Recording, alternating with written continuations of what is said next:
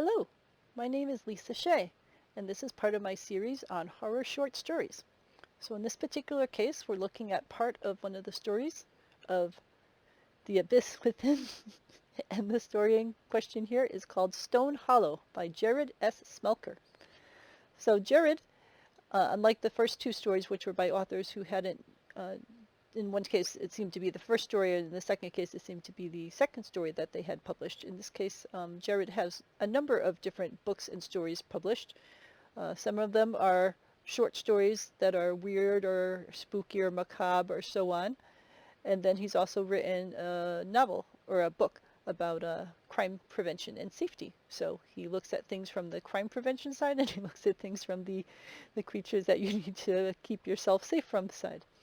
So if you take a look for him on Amazon, you'll find a number of different books and the different kinds of things that he writes. So again, one of these things is the one that we're looking at, which is The Abyss Within, which is a collection of different spooky short stories published by Smashmare Publishing.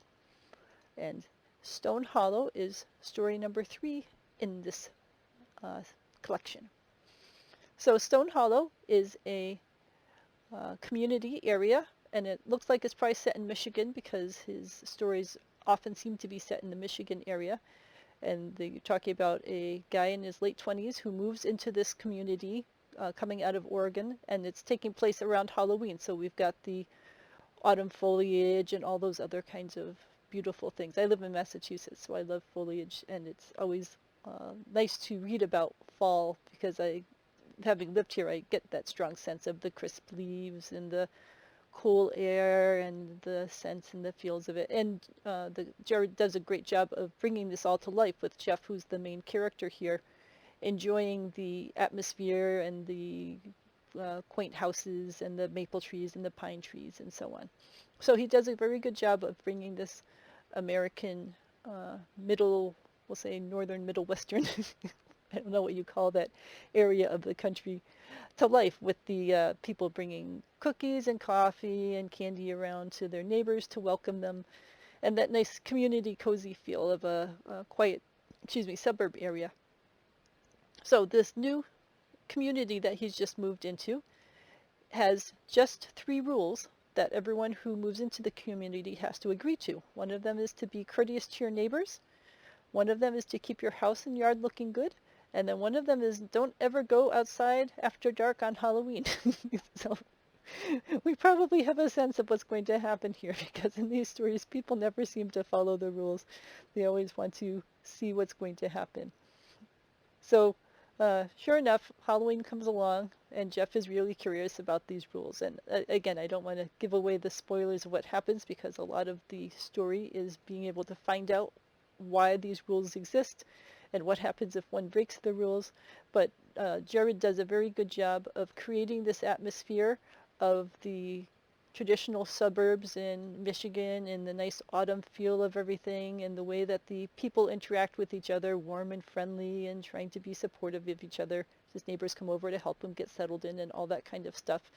And then you also have the history of this region with the Native Americans and the kinds of things that they would warn people about that might have happened to this area before the British settlers and the French settlers and other groups came in to set up their own homes.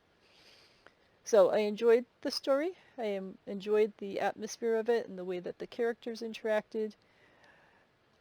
As with the first 2 stories, there isn't explicit gore or violence in here. So from my point of view, that's a good thing, because I enjoy stories that are more psychological, that draw you into what could be out there and who do you trust and those kinds of issues.